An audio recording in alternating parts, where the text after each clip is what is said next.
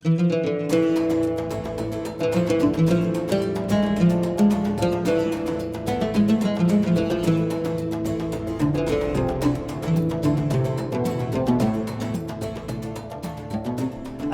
আলাইকুম ওরহমতুল্লাহি আবরাকাতু। সুপ্রিয় দর্শক, প্রাইম ব্যাংক হাসানা ইসলামী ব্যাংকিংয়ের সৌজন্যে সময় টেলিভিশনের বিশেষ আয়োজন ইসলামী অর্থনীতি অনুষ্ঠানে সবাইকে স্বাগত জানাচ্ছি। আমি মুফতি আবদুল্লাহ তামিম। আমাদের সাথে আছেন বাংলাদেশ ইনস্টিটিউট অব ব্যাংক ম্যানেজমেন্টের মহাপরিচালক ডক্টর মোহাম্মদ এজাজুল ইসলাম। আসসালামু আলাইকুম। এছাড়াও আমাদের সঙ্গে আছেন বাহরাইনের এওফি সার্টিফাইড শরিয়া অ্যাডভাইজার ও অডিটর, জামিয়া ইসলামিয়া ইদারাতুল উলুম মাদ্রাসার সহকারী মুফতি ইলিয়াস হোসেন। আসসালামু আলাইকুম। মুফতি ইলিয়াস হোসেন, আপনার কাছে জানতে চাই, কোরআন ও সুন্নাহর আলোকে ইসলামী অর্থনীতি একটি পূর্ণাঙ্গ জীবন ব্যবস্থা। এই জ্ঞানকে প্রাতিষ্ঠানিকভাবে অর্জনের প্রয়োজনীয়তা কতটা, এটা একটু আলোচনা করবেন। পবিত্র কোরআনে কারিমে মহান আল্লাহ তাআলা ইরশাদ করেছেন যে আমি তোমাদের জন্য ইসলামকে পূর্ণাঙ্গ করে দিয়েছি এবং তোমাদের উপর আমার নিয়ামতকে পরিপূর্ণ করে দিয়েছি। এই আয়াত দ্বারা বোঝা যায় যে ইসলাম একটি পূর্ণাঙ্গ জীবন ব্যবস্থা। ইসলাম যেমন আমাদেরকে ইবাদত করতে শেখায়, যেমন নামাজের আদেশ দিয়েছে, তেমনি ইসলাম কিন্তু আমাদেরকে যাকাতও ফরজ করেছে। আমাদের মানব জীবনের চলার পথে যতগুলো দিক আছে, ইসলাম সব দিক থেকেই কিন্তু আমাদেরকে দিক নির্দেশনা দিয়েছে। বিশেষত অর্থনৈতিক যে দিকটা, সেটা যদি আমরা বলি তাহলে দেখব রাষ্ট্র ব্যবস্থায় অর্থনীতিকে কীভাবে বাস্তবায়ন করতে হবে এটা ইসলাম আমাদেরকে শিখিয়েছে। এবং 1300 বছর যাবৎ ইসলামী ইতিহাসে আমরা দেখি ইসলামী রাষ্ট্রগুলোতে সেটা বাস্তবায়ন হয়ে এসেছে এবং ইসলামী অর্থনীতি একটি জীবন্ত অর্থনীতি। এমনিভাবে একজন ব্যক্তি কীভাবে তার জীবনে হালাল হারাম মেনে চলবে এ ব্যাপারেও কিন্তু ইসলাম দিক নির্দেশনা দিয়েছে। তো সেই হিসেবে একজন মুসলিম হিসাবে ইসলামী জ্ঞান অর্জন করা এবং ইসলামী অর্থনৈতিক জ্ঞান অর্জন করা, আমি কিভাবে লেনদেন করব এই জ্ঞান অর্জন করা প্রত্যেক মুসলমানের উপর কিন্তু ফরজ। সাধারণ শিক্ষা ব্যবস্থায় সুদের অঙ্ক থেকে শুরু করে আমরা অনেক কিছুই দেখছি যেটা ইসলাম সম্মত না। পক্ষান্তরে ইসলামের যে যাকাতের মতো গুরুত্বপূর্ণ বিধান, এই সম্পর্কে কিন্তু আমাদের শিক্ষা ব্যবস্থায় তেমন কোনো পড়াশোনা নেই। তো যাকাত সম্পর্কে, সুদী ব্যবস্থার ক্ষতিকর দিক সম্পর্কে, এমনিভাবে আমরা ব্যবসা বাণিজ্য কীভাবে ইসলামীভাবে করব, সেগুলো সম্পর্কে কিন্তু আমাদের প্রাতিষ্ঠানিক কোনো শিক্ষা আমরা দেখছি না। আবার আমরা যদি গ্লোবাল স্কেলে যদি চিন্তা করি তাহলে দেখব বর্তমানে ইসলামিক ফাইন্যান্সিয়াল ইন্ডাস্ট্রি অত্যন্ত র্যাপিড হারে গ্রো করছে। এর জন্য যে মানব সম্পদ তৈরি করা দরকার, এর জন্য আমাদের শিক্ষা ব্যবস্থা কতটুকু প্রস্তুত। পাশাপাশি যে কান্ট্রিগুলো আছে, আরব বিশ্বের যে কান্ট্রিগুলো, সেগুলো কিন্তু পুরো বিশ্বের জিডিপির বৃহৎ একটা অংশ দখল করে আছে, প্রায় 10%-এর কাছাকাছি। তো তারাও কিন্তু ইসলামিক ফাইন্যান্স ফলো করে। তো তাদের কাছেও যদি আমরা আমাদেরকে অ্যাপ্রোচ করতে চাই, আমরা মানব সম্পদ তাদের কাছে রপ্তানি করতে চাই, তাহলেও কিন্তু আমাদেরকে ওভাবে বেড়ে উঠতে হবে, ওভাবে নিজেদেরকে গড়ে তুলতে হবে। বাংলাদেশের ব্যাংকিং সেক্টরের প্রায় 25%-এরও বেশি আমানত কিন্তু ইসলামী ব্যাংকগুলোর কাছেই, এবং বাংলাদেশের প্রায় 10টারও বেশি ইসলামী ব্যাংক আছে, ফুল ফ্লেজড ইসলামী ব্যাংক, এবং অন্যান্য ব্যাংকগুলোরও কিন্তু ইসলামিক উইন্ডো আছে। তো এর জন্য যে বিপুল পরিমাণ মানব সম্পদ দরকার, এর জন্য প্রাতিষ্ঠানিকভাবে যদি ইসলামিক ফাইন্যান্স না শেখানো হয়, তাহলে আমি মনে করি এই ইন্ডাস্ট্রি আমরা সঠিকভাবে বেড়ে তুলতে পারবো না। জি, অনেক অনেক ধন্যবাদ আপনাকে। বাংলাদেশের শিক্ষা ব্যবস্থায় ইসলামী অর্থনীতি কতটা প্রাতিষ্ঠানিকভাবে অন্তর্ভুক্ত হয়েছে এবং বাস্তবতার জায়গায় প্রধান সীমাবদ্ধতাগুলো কি? আপনি যদি দেখেন বর্তমানে ইসলামী অর্থনীতি একটা শুধু ব্যাংকিং কাঠামো বা ফাইন্যান্স না, এটা একটা গ্লোবাল একটা সার্বিক অর্থনৈতিক বিশ্লেষণ, যে শুরুতে যেটা বলছেন যে আল্লাহ তাআলা কোরআনে যেটা বলছেন যে পূর্ণাঙ্গ জীবন ব্যবস্থা। এবং ইসলামী অর্থনীতির একটা পূর্ণাঙ্গ কাঠামো হলো যে ঝুঁকিভিত্তিক, ন্যায়ভিত্তিক, সমাজভিত্তিক, অ্যাকাউন্টিং, ফিনান্স, অনেক কিছু এটা কাভার করে আর কি। তো এই জন্য একটা কাঠামো ভিত্তিক কারিকুলাম জ্ঞানের দরকার আমাদের, একটা যেটা কনসিস্টেন্টলি শিশু মন থেকে আস্তে আস্তে মাঝে মাঝে গড়ে উঠবে আর কি ইসলামী নলেজটা। এই জন্য প্রাতিষ্ঠানিক ইসলামী অর্থনীতি বা ইসলামী ফাইন্যান্স, অ্যাকাউন্টিং বা ঝুঁকিভিত্তিক, ন্যায়ভিত্তিক, যা হাদিস কোরআনের যে ফিকামল যেটা বলা হচ্ছে শরিয়া কাউন্সিল, সবই কিন্তু একটা সিস্টেমেটিক আসতে হবে আর কি। পূর্ণাঙ্গ কাঠামো করতে গেলে আমাদের প্রশিক্ষক দরকার, সেই প্রশিক্ষকের ঘাটতি আছে। একটা প্রশিক্ষকের যেমন সাধারণ জ্ঞান দরকার, সাধারণ অর্থনীতি এবং ইসলামী অর্থনীতি এবং ফিকা, অ্যাকাউন্টিং, এই সমন্বিত প্রশিক্ষণের অভাব আছে আর কি। এই যার জন্য আমাদের এক এক বিশ্ববিদ্যালয়ে এক এক ধরনের কারিকুলাম নিয়ে পড়ানো হচ্ছে, মানে একটা ইন্টিগ্রেটেড কারিকুলাম এখনও আমরা পাইনি। আমরা যেমন আমাদের ইনস্টিটিউশনে বাংলাদেশ ইনস্টিটিউট অফ ব্যাংক ম্যানেজমেন্টে আমরা একটা সার্টিফিকেট কোর্স চালু করেছি ইসলামী অর্থনীতিটা প্র্যাকটিক্যাল ধারণা দেওয়ার জন্য। ইউনিভার্সিটিগুলোতে অনেক ইউনিভার্সিটিতে অর্থনীতি নিয়ে পড়ানো হয়, ফ্র্যাগমেন্টেড, সেগমেন্টেড, আর পূর্ণাঙ্গ এরকম নাই আর কি।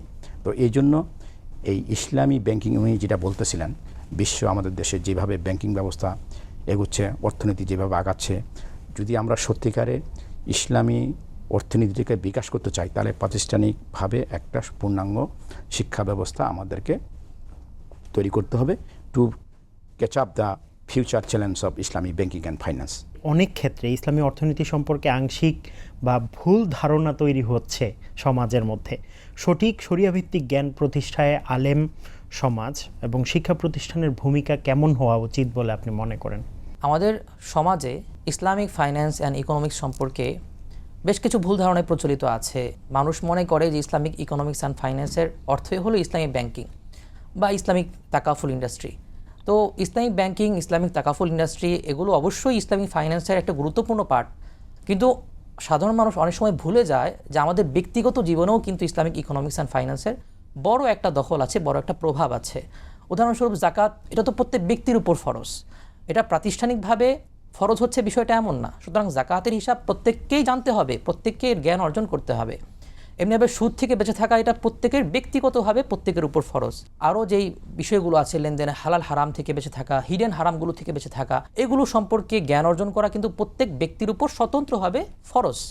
তো এক্ষেত্রে ইসলামিক ব্যাংক ফাইন্যান্স সম্পর্কে এবং হালাল হারামের যে বিষয়টা, কনসেপ্টটা, এই সম্পর্কে মানুষের যে অজ্ঞতা এবং ভুল ধারণা, এটা দূর করার জন্য আমরা কয়েকটা ধাপে আগাইতে পারি।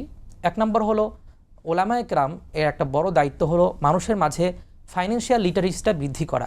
এটা মিম্বরে বয়ানের মাধ্যমে হতে পারে, অনলাইনে বিভিন্ন ইউটিউব কন্টেন্ট তৈরি করার মাধ্যমে হতে পারে, ফেসবুকের বা এরকম বিভিন্ন সোশ্যাল মিডিয়াতে লেখালেখির মাধ্যমে হতে পারে।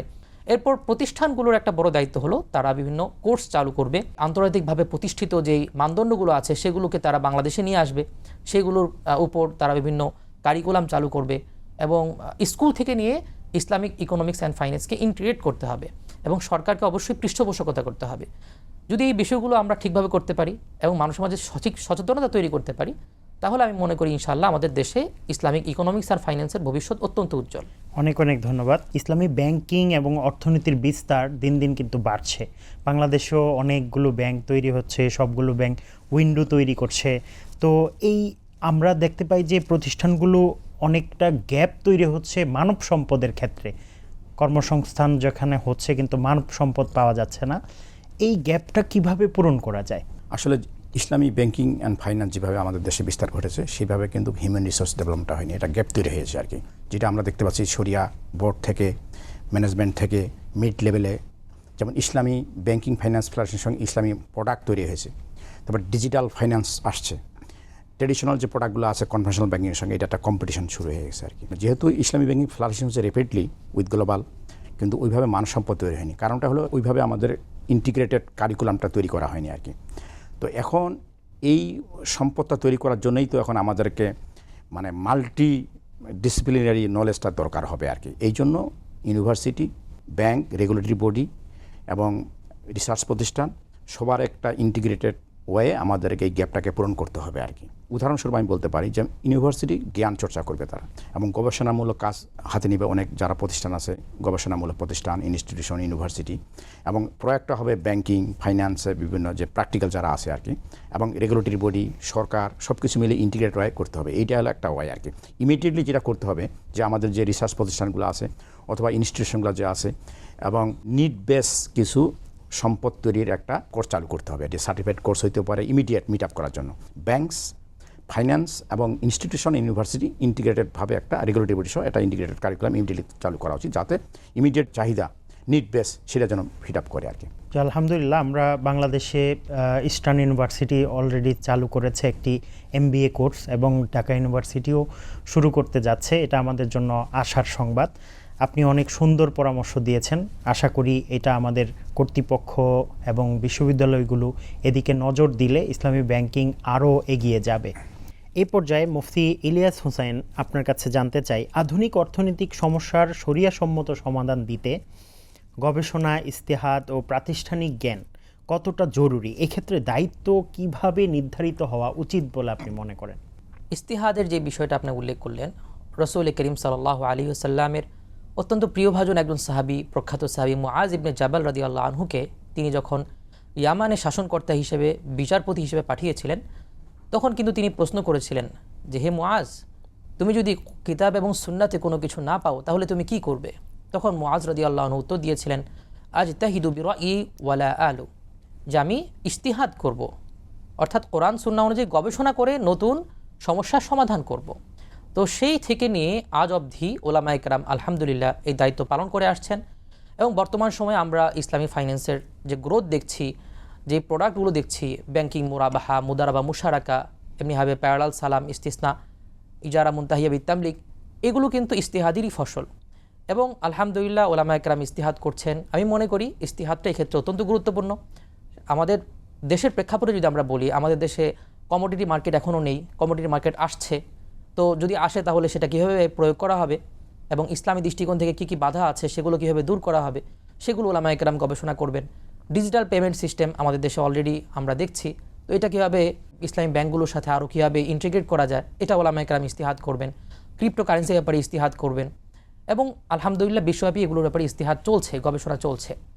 আরেকটা বিষয় হলো, এক্ষেত্রে আলেম ওলামাদের ভূমিকার পাশাপাশি প্রতিষ্ঠানগুলোকে এগিয়ে আসতে হবে। তারা যদি আলেম ওলামাদেরকে সাথে নিয়ে, ইসলামিক ফাইন্যান্সে যারা অভিজ্ঞ তাদেরকে সাথে নিয়ে ইন্টিগ্রেটেড কারিকুলাম তৈরি করে, তাহলে এর মাধ্যমে আরও অনেক ভালো মানব সম্পদ তৈরি হবে ইনশাল্লাহ। এবং সরকারের এখানে বড় একটি ভূমিকা পালন করতে হবে, সরকারের পৃষ্ঠপোষকতা লাগবে, অন্যথায় অনেক উদ্যোগী মুখ থুবড়ে পড়তে বাধ্য হবে। তো এই ক্ষেত্রে আমি মনে করি সরকার এবং বর্তমান দেশের আলেম সমাজ এবং যারা শিক্ষাবিদ, এই তিনও শ্রেণীর এখানে অত্যন্ত গুরুত্বপূর্ণ ভূমিকা রাখার সুযোগ আছে। জি, অনেক অনেক ধন্যবাদ ডক্টর মোহাম্মদ ইজাজুল ইসলাম। আপনার কাছে একদম ছোট্ট করে শেষ একটা প্রশ্ন, যে ভবিষ্যতে মানসম্মত ইসলামী অর্থনীতি শিক্ষা, গবেষণা ও শিক্ষা প্রতিষ্ঠানে এই শিক্ষাটা নিশ্চিত করতে কি ধরনের সমন্বয় দরকার বলে মনে করেন? যেমন আমরা যদি মানব সম্পদ তৈরি করি কিন্তু কর্মসংস্থানের কোনো ব্যবস্থা না হয়, সেক্ষেত্রে আরও বড় ধরনের একটা গ্যাপ তৈরি হবে। তো এই ক্ষেত্রে ব্যাংকগুলো কিভাবে এগিয়ে আসা দরকার এবং শিক্ষা প্রতিষ্ঠানগুলোও সেইভাবে ইসলামী অর্থনীতির কারিকুলাম করা দরকার, এই বিষয়টা একটু বলবেন স্যার। জীবনযাত্রা এবং চলার পথে মানুষের কিন্তু এই যে শিক্ষা ব্যবস্থা, ইসলামী শিক্ষা ব্যবস্থা, সাধারণ শিক্ষা ব্যবস্থা, সবের উদ্দেশ্য কি আমি একটা জায়গায় ইমপ্লিমেন্ট পাবো এবং আমরা চলবো, এবং আমি ইসলামী শাসন ব্যবস্থার মধ্যে ইসলামী অনুশাসন করে চলবো। তো বর্তমানে যেটা হচ্ছে, ইসলামী ব্যাংকিং ফাইন্যান্স যেভাবে অগ্রগতি হচ্ছে সেই অনুসারে যে মানসম্মত তৈরি হচ্ছে না। এখন যেটা দরকার হবে যে ইউনিভার্সিটিগুলো, ইনস্টিটিউশনগুলো এবং ব্যাংক, ফাইন্যান্স, ইন্স্যুরেন্স কোম্পানি যেগুলো আছে ইসলামী, plus regulatory body Bangladesh bank এবং সরকারের যে মানে নীতিমালা আছে, সবগুলো একটা বসে ইন্টিগ্রেটেড একটা কারিকুলাম তৈরি করা এবং অভিজ্ঞ যে শরিয়া কাউন্সিল, শরিয়া বোর্ড, যারা মুফতি আছেন এবং যারা সাধারণ জ্ঞান আছে। একটা বড় গ্যাপ হলো আমাদের এখানে দেশে, আমি যেটা প্র্যাকটিক্যাল দেখতেছি, টিভি প্রোগ্রামে বিভিন্ন জায়গায় আমরা দেখছি যে ইসলামী যে নলেজটা বা ইসলামী যে জ্ঞান, ব্যাংকিং ফাইন্যান্স, এটার কিন্তু ওইভাবে সাধারণ মানুষ কিন্তু অত জানে না আর কি। আর মুফতিরা যেটা জানে সেটা আবার তাদের সোশ্যাল নলেজটা নাই আর কি। অর্থনীতির নলেজ খুবই তাদের ভিতরে আছে, ভাষা আর কি। এখন অর্থনীতি একটা সায়েন্স, কিন্তু মনে রাখবেন এটা কিন্তু দুইটা ভাগ আছে, নর্মেটিভ, এটা পজিটিভ আর কি। তো পজিটিভ অর্থনীতিতে কোনো দ্বিমত নাই আমাদের কোরআন সুন্নাহর সঙ্গে। নর্মেটিভ ইকোনমিক্সে যাইয়ে এটা শুরু হয় আসল অর্থনীতি ইসলামী আর কি। তো নর্মেটিভ ইকোনমিক্স বললে অনেক সময় মুফতিরা যে কথাটা বলে কোরআন সুন্নাহর, বাস্তবে কিন্তু এটা ব্যাখ্যাটা অনেক সময় অন্যদিকে যায় আর কি। এই জন্য একটা পূর্ণাঙ্গ মানে এমন একটা লোক, হিউম্যান রিসোর্স দরকার আমাদের, যে ইসলামী ব্যাংকিংয়ের প্রোডাক্টগুলো ভালো ধারণা থাকবে, আমাদের নিয়মিত যে কনভেনশনাল ব্যাংকিংয়ের নলেজটা থাকবে এবং সমাজের নলেজটা থাকবে, অর্থনীতি, সমাজনীতি, অ্যাকাউন্টিং, ইন্স্যুরেন্স, মানে রিস্ক, অনেক কিছু ব্যাপার এখানে আছে আর কি। তো সেই জিনিসগুলোর জন্য ইন্টিগ্রেটেড এখন মূলত মূল দায়িত্ব হলো ব্যাংক, ইউনিভার্সিটি এবং বাংলাদেশ সরকার বা রেগুলেটরি বডি মিলে একটা ইন্টিগ্রেটেড কোর্স চালু করা, যার ফলশ্রুতিতে আমাদের ইমিডিয়েট মানব সম্পদের যে ফিউচারে যে দরকার হবে সেটা ফরওয়ার্ড লুকিং একটা প্ল্যান থাকতে হবে। শর্ট টার্ম যেটা ইমিডিয়েট ফিল আপ করবে, মিডিয়াম টার্ম, একটা লং টার্ম পরিকল্পনা নিতে হবে ইমিডিয়েটলি। কারণ আগামী 10 বছরে আমার ধারণা যে বাংলাদেশের মানুষ যেভাবে ইসলামী ব্যাংকে ঝুঁকতেছে, এটা এই সাইজটা আরও বড় হবে আর কি। এমন হতে পারে যে আগামী 10-20 বছরে এটা 50-50 হয়ে যেতে পারে, তখন কিন্তু আরও হিউম্যান রিসোর্স দরকার হবে আর কি। আপনাদেরকে অসংখ্য কৃতজ্ঞতা জ্ঞাপন করছি সময় টেলিভিশনকে সময় দেওয়ার জন্য। আপনাকে ধন্যবাদ। সুপ্রিয় দর্শক, এতক্ষণ পর্যন্ত আপনারা দেখছিলেন প্রাইম ব্যাংক হাসানা ইসলামী ব্যাংকিং নিবেদিত সময় টেলিভিশনের বিশেষ আয়োজন ইসলামী অর্থনীতি অনুষ্ঠান। আগামী অনুষ্ঠান দেখার আমন্ত্রণ জানিয়ে আজকের মতো বিদায় নিচ্ছি। আল্লাহ সবাইকে ভালো রাখুন, সুস্থ রাখুন, সঙ্গেই থাকুন সময়ের। আসসালামু আলাইকুম ওয়া রাহমাতুল্লাহি ওয়া বারাকাতুহু।